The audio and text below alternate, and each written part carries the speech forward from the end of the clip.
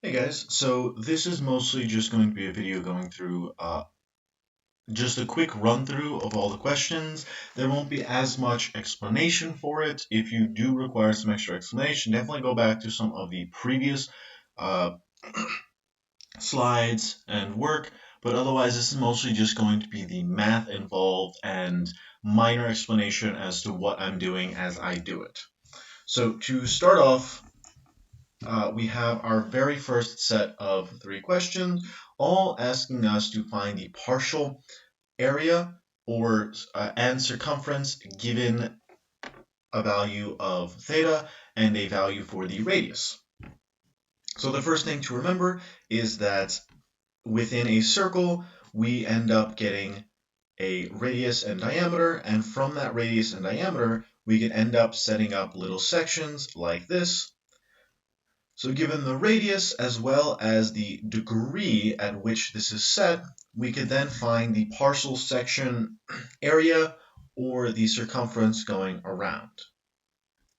Now in this case, what is given to us for the very first question is that theta, our angle, is 90 degrees and the radius of the entire circle is 11. So the first thing we need to do is we need a baseline. We need something to compare to that isn't just the degrees and the angle. So we actually need to find the total area and the total circumference of each, remembering that area is equal to pi r squared and circumference is equal to 2 pi r. Now, another factor to this is that we are implementing pi as 3.14. So we want to remember to factor that into our final multiplication. So in this case, area, we have 11 squared, which is 121 times pi. And if we multiply 3.14 to 121, we end up with a rounded value of about 379.94.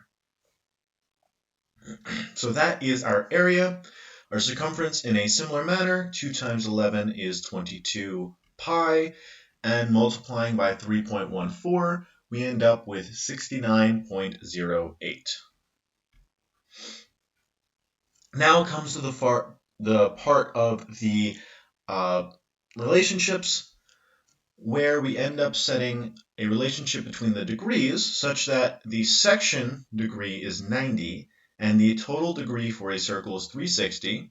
We set them equal to our area, which we don't know, to the maximum area being 379.94, which ultimately, after we do our cross multiplication and division, cross multiplying 90 and 379.94, and then dividing by 360, we end up with x is equal to 94.985, which, if we want to set to the nearest hundredth, we will round the 8 up because of the 5. So we end up with our area as 94.99 for the partial section. Then for our circumference, very same thing. On the left, we have 90 over 360, and that is equal to the partial circumference over the total circumference being 69.08. Now, when we cross multiply, work through it, we will end up with x equaling to 90 times 69.08 and then divided by 360, which is just equal to 17.27. That is our very first question as set. As we move on to the second, we instead get a different degree as well as a different radius. So our degree is set at 175, a little bit larger, but still within reason, where our radius is 5. So now in this case, again, we first start off by getting our area, which is pi r squared, plugging in for our values, pi times 5 squared, which is equal to 25 pi, and then substituting in for pi, so that we get 78.5. We do the same thing with the circumference, always remembering to put down the formula as that is part of the work, 2 pi r. 2 times 5 is just 10 times pi, and 10 times pi is 31.4. Now, something to remember is that whenever multiplying by pi, you do not multiply by the actual symbol. I know that the symbol shows up on the calculator. You want to make sure you multiply by 3.14 or whatever it specifically tells you pi is being used as. If by chance they say pi is equal to 2, or pi is just about equal to 3, then you'd be using that value as pi within your multiplication and addition and subtraction, etc. In this case, then, we set our ratio, where in this case, instead of 90, we have 175 over 360, and that is equal to sum area over the total area, where when we cross multiply and divide, we end up with x equaling 38.159, which we simplify rounding to the nearest hundredth to 1/6. That is the partial area.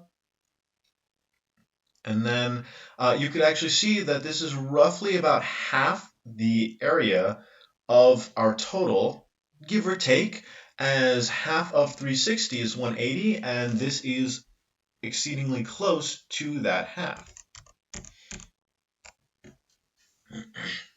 Then for our circumference, should be about half, so we're actually going to be looking at something about 15, etc. But rather than guessing, we'll actually plug in for our values with 175 over 360 is equal to x over 31.4.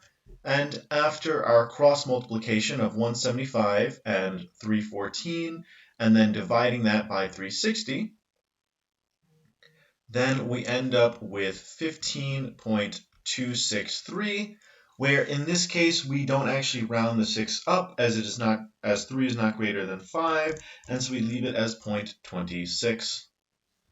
And just like we said, since it was just about half, we actually ended up getting 15.26.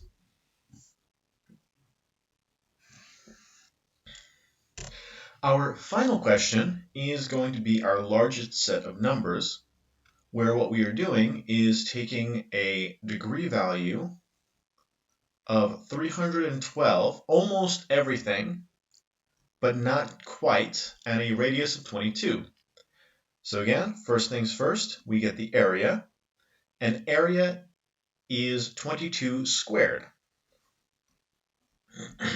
Remembering pi r squared as our formula, 22 squared is 480 pi, which we multiply by 3.14, getting a final value of 1507.2. And our circumference of 2 pi r results us with 22 times 2, 44. Pi, substituting in pi to get 138.16. So here we have the area, here we have the circumference, and then we plug in our ratios again. So in this case, we have 312 as our partial ratio, 360 as our total, and then we don't know the partial area, but we do know the total area. So in this case, when we multiply across as well as divide, we get our partial area x as equal to 1306.24.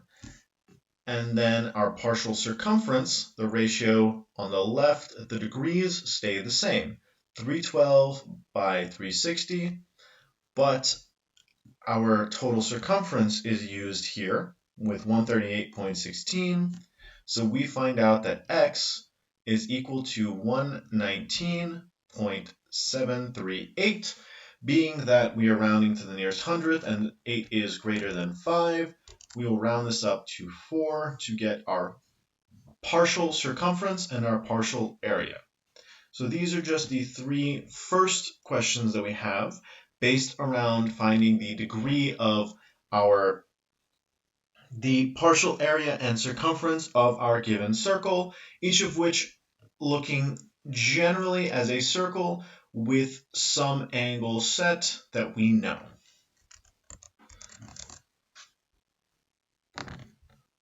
We're now going to move on to all the questions that revolve around the angles themselves. Whether they be the central angles or inscribed angles, or perhaps even angles made from intersecting lines, we have different relationships. Now, as the angles themselves, typically there is just an angle. But in our case, we actually have a circle that encompasses the entire angle. So regardless of the angle we make, if, say, we have an angle going through that just reaches the center, that would create the central angle that we know with a C. However, we also have these other types of lines called chords that can create a variety of other different types of angles. In this case, since all the points connect to the outside of our circle, this is an inscribed angle, where we have a variety of, chords can be drawn out throughout the entire circle, including through the actual center of the circle, becoming a diameter, but this is still considered a chord. And when two chords connect through that and their points don't end up in the same spots, these are just intersecting lines. If they were to continue on forever, they would have the exact same properties of intersecting lines, but since they get stopped by the circle, we have a variety of other things. For each of these lines formed with angles, we have an arc connecting through the outside, and we need to know the relationship through that arc. So in this case, we're being told that a central angle with a degree of 22 and that angle's arc forms into 6x minus 8. And we're trying to solve for x here. Now in this case, we need to know a way to relate these two numbers. In this case, it's that they are equal with central angles. So since they were equal, we could just set 22 equal to 6x minus 8 and go through our normal arithmetic, getting the inverses as necessary, adding 8 to both sides always whenever you do something to an equation, giving us 30 is equal to 6x, with our final inverse being division from the multiplication, so that we get x is equal to 5 in this first central angle. Now, to make things a little bit more challenging, we don't actually get a number within the angle, so we don't know what the angle is just yet. Instead, we get a theta that is equal to 13x minus 1, and we know that its arc is equal to 11x plus 19. Well, we still know the relationship between these two things, that they're equal, so if we set both of these equations equal to each other, we could then possibly solve for x, which would then give us the angle and arc. So in this case, we want to try and get x all by itself on one side. So we need to start moving things around. In this case, I'm going to move this 1 over to the right, just because adding is always nicer for the inverse than subtracting. But we could actually subtract the 19, and we would end up with the same result. So in this case, these cancel out. However, on the right, they actually add together to give us 20. Everything else just drops down as we need it. And now that we have a number on this side, we want to get rid of the x on that same side. And in order to do that, we need to subtract it, as 11x is positive. So we can do the inverse, since subtracting a number from itself will cancel it out. And what you do to one side, you always do to the other. We take the common terms 13 minus 11 to give us 2x, which is equal to 20, and finally divide by 2 to get x by itself, leaving us with x is equal to 10. My mistake. 10. So these are for our central angles. Very easy, they're just set equal to each other. Now let's move on to see how the inscribed angles work specifically. In this case, our inscribed angles, we are told that for the inscribed angle, the angle is set at 4x plus 17. Now in this case, normally we've been told the angle itself, but in this case, we're told an equation for the angle, and the arc actually has a standard value. Well, that doesn't actually change our relationship, as all it is that the angle is half of the arc. So if we set the angle 4x plus 17 as equal to half of the arc, so we take the arc and divide it by 2, we could then solve for x because we have a proper equation. First thing we should do is simplify that fraction, as both 154 is divisible by 2, and therefore if we divide 154 by 2, we end up with 77. At this point then, we have no more fractions, it's a lot easier to deal with, so we just start working with inverses. Subtracting 17 from both sides to get 4x is equal to 60, and then dividing by 4 on both sides to get x by itself, so that we get x equal to 15. Now our second inscribed angle actually has both of our measurements as equal to some equation. So we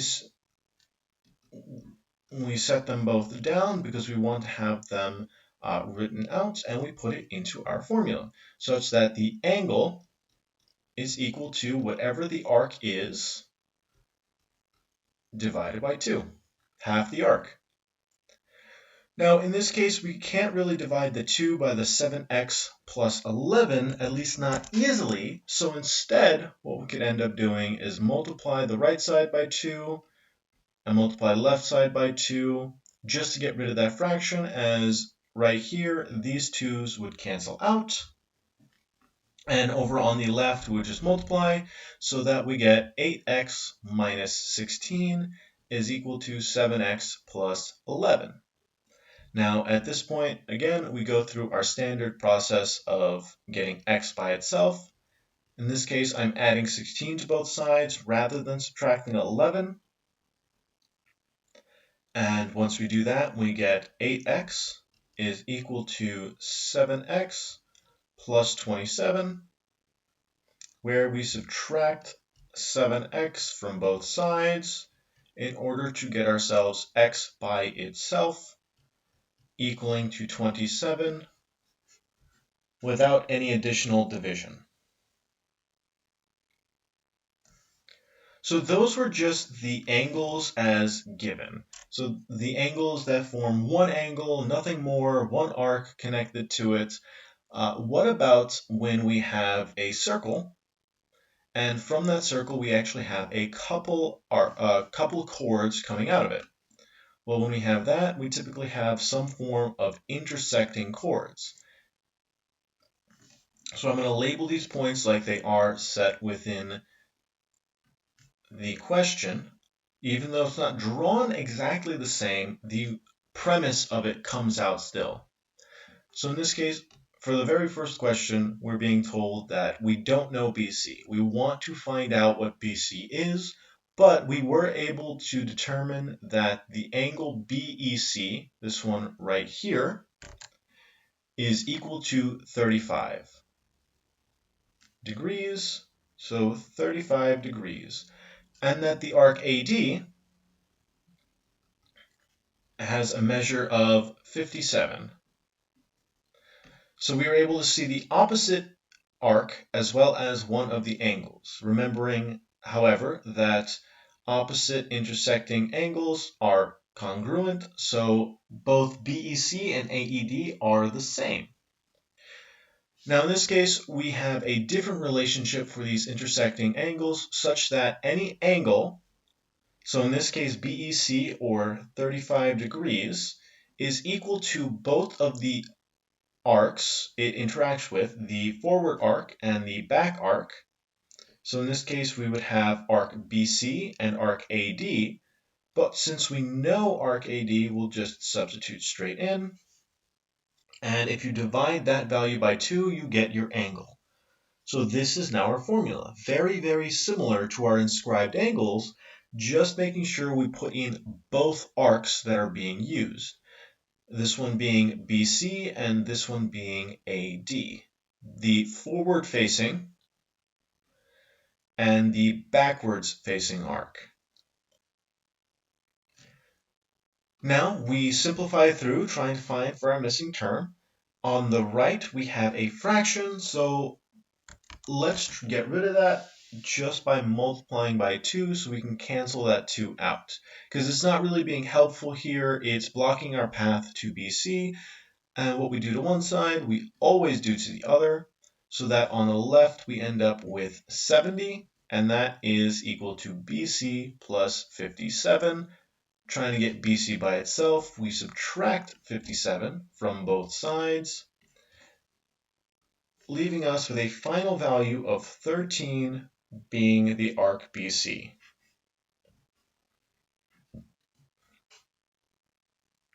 Well, just like this one, on the other hand, if we're being told that we don't know arc DC, but we do know that angle DEC is equal to 75, and that the arc AD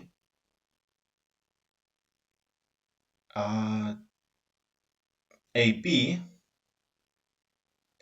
is equal to 95, then we could set up a very similar, if not the same, equation set so that the angle is equal to both arcs, in this case AB plus DC, divided by 2, where we go through the exact same process.